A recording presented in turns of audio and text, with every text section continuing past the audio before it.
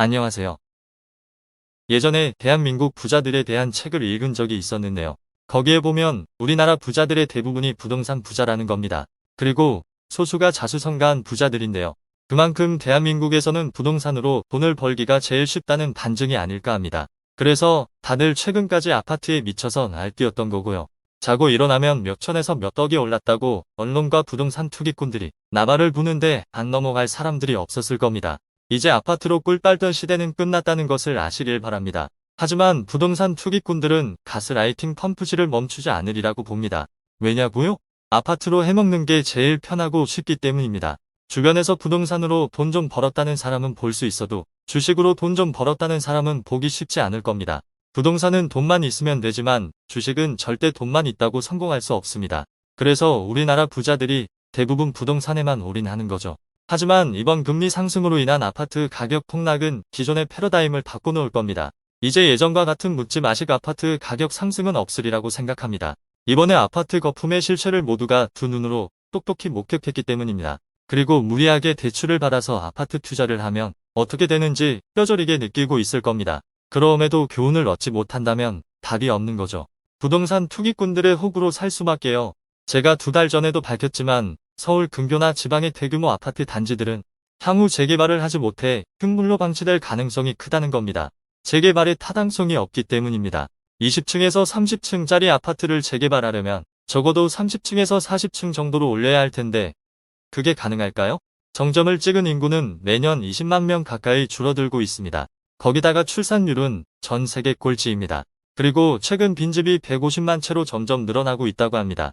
이런 추세로 봤을 때 앞으로 아파트 가격이 상승하기는 힘들다고 봅니다. 일례로 며칠 전 뉴스에서 일본의 고도 성장 시절 도쿄 근교에 지어진 신도시가 재개발을 하지 못해 슬럼가로 방치되고 있다는 소식을 접했는데요. 우리나라라고 다를까요? 이제 아파트 너무 좋아하지 마세요. 기웃거려 봐야 먹을 것도 별로 없습니다. 바닥을 치고 다소 회복은 되겠지만 예전의 호시절은 오지 않을 가능성이 큽니다. 하지만 부동산 투기꾼들은 호구들을 상대로 마지막까지 작업을 하겠죠. 배운 게 도둑질이라는 말이 괜히 있는 게 아니니까요. 그러니까 부동산 시장에 기웃거려 봐야 시간 낭비라는 겁니다. 이미 추세가 끝난 걸 왜 미련을 갖나요? 그게 제일 미련한 짓이요. 아닌가요? 한 20년 전에 누가 내 치즈를 옮겼는가라는 책이 베스트셀러가 된 적이 있었는데요. 내용은 무척 간단합니다.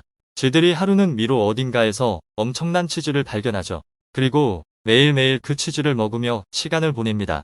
그러다가 치즈가 다 없어지자 한쪽은 새로운 치즈를 찾아 떠나고 다른 한쪽은 치즈를 그리워하며 같은 곳을 배회한다는 이야기인데요. 아마도 후자가 지금의 부동산 시장을 배회하는 사람들에게 해당되지 않을까 합니다. 때문에 이제부터는 주식 전성시대가 도래할 거라는 게 제 생각입니다. 구조적으로 부동산에 있던 자금이 주식 시장으로 흘러들어올 수밖에 없다는 거죠. 주식 격언에 달리는 말에 올라타라는 말이 있습니다. 이건 추세에 올라타라는 말과 같죠. 시간이 지나면 지날수록 아파트로 해먹는 건 점점 힘들어질 겁니다. 오히려 전국 곳곳의 대규모 아파트 단지들이 흙물로 변해서 골칫덩어리가 될 확률이 높습니다. 이미 지방 소멸이니 뭐니 말들이 많습니다. 저출산과 고령화로 인한 도심 공동화 현상도 곳곳에서 진행될 겁니다. 저희 동네만 하더라도 빈집이 2채나 흉물로 방치되어 있습니다. 봉실인 상가는 너무 많아서 세는 게 귀찮을 정도입니다. 도대체 어떤 놈들이 아직도 대한민국에 집이 부족하다고 개소리를 하는 걸까요? 주택 보급률이 100%가 넘은 게 한참 전인데 말입니다. 속지 마세요. 지금 전국에 빈집이 널렸습니다. 하지만 부동산 투기꾼들은 여러분에게 덤탱이를 씌워서 팔아 처먹으려고 발악을 할 겁니다. 이제 아파트 잘못 구입했다가는 평생 족쇄가 될 수도 있다는 걸 아셔야 합니다. 아파트의 환상에서 벗어나세요. 더 이상 최상위 포식자들의 선전, 선동, 세뇌에 놀아나지 마세요. 지금 한참 이슈인 저출산의 가장 큰 원인은 바로 집값 때문일 겁니다. 그 집값을 미친 듯이 끌어올린 게 바로 아파트고요. 제가 볼 땐 언론, 건설조, 부동산 투기꾼들이 대한민국 저출산의 1등 공신이라고 봅니다. 그리고 정부는 그걸 수수방관하다시피 했고요.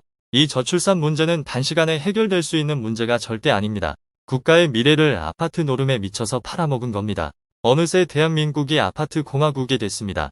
얼마 전까지 자고 일어나면 하는 소리가 어느 아파트가 얼마나 올랐다더라가 일상이었습니다. 요즘은 자고 일어났더니 얼마가 폭락했다더라가 일상이 됐고요. 정말 묘지경 세상입니다. 아마 우크라이나 전쟁으로 인한 금리 인상이 없었더라면 아파트 가격은 더 미쳐서 날뛰었을 겁니다.